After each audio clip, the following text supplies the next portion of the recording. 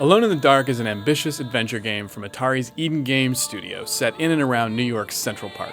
It follows the tale of a paranormal investigator who wakes up in a burning building. He can't remember who he is or how he came to be surrounded by menacing thugs. He soon learns that his name is Edward Carnby, an F-bomb dropping tough guy who's mixed up in some devilish doings.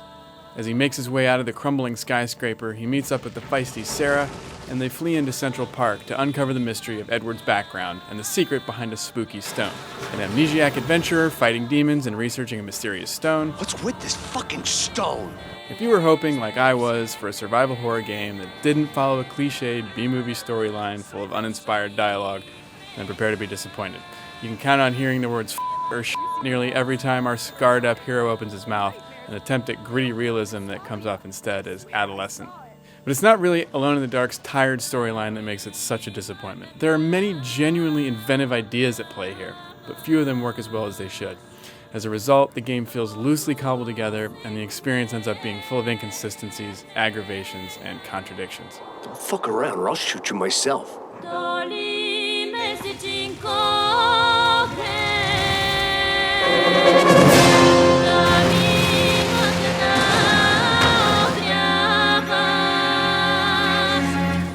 It's been a point of pride with Eden's developers that they've implemented realistic fire effects in Alone in the Dark, and they have reason to brag. Flames lick the walls to stunning effect, objects catch fire and can be used against enemies, puzzles, especially near the end of the game, make use of the fire's destructive properties, and flames can even help light your way in dark corridors. The problem is, fire is the only way to kill enemies in Alone in the Dark, and it quickly becomes kind of tedious. Sure, there are many different methods you can use, lobbing Molotov cocktails, blowing up cars, torching them with makeshift blowtorches, and touching them with burning furniture, but even your gun is useless against whatever these enemies are. Unless, that is, you pour flammable liquid on your ammunition to create fire bullets. Like most survival horror games, Alone in the Dark has a restrictive inventory management system that limits the amount of equipment you can carry around. It's a tried and true technique used to heighten the tension in monster-infested surroundings. Again, there's an innovative idea in Alone in the Dark with Carnby's jacket, which you open in real time to access your inventory. With a limited number of slots, you'll have to carefully choose what you pick up and what you leave behind. It works on paper, but in practice, it's kind of awkward and annoying. Combining items to make new ones, a central part of the game, is also frustrating. Want to combine a wick with a bottle to make a Molotov cocktail? You can't select the bottle first, it has to be the wick. Inventory management in games like these is usually cumbersome enough without having to delve into a jacket and poke around while monsters are attacking you. It's a shame I had to spend so much time fumbling around in my pockets when Alone in the Dark looks as good as it does a lot of the time. Central Park actually looks great. The buildings are rendered well, the lighting and shadows are nice, and there's some great sweeping panoramic camera work. But it's hard to enjoy the scenery when you're fumbling with the controls, an odd mix of third and first person views.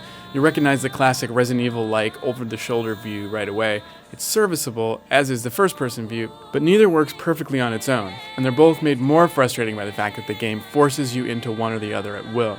Add combat to the long list of innovative ideas in Alone in the Dark that fail to deliver. Pick up a melee weapon like a shovel or rake, and you'll use the right analog stick to swing it. It should work in theory, but it does end up feeling cumbersome and imprecise, especially when you're trying to use a melee weapon to, say, bust down a door or a wall. In general, the driving in Alone in the Dark is very poorly implemented. The cars have no weight to them, they handle very strangely, and are just not fun to drive.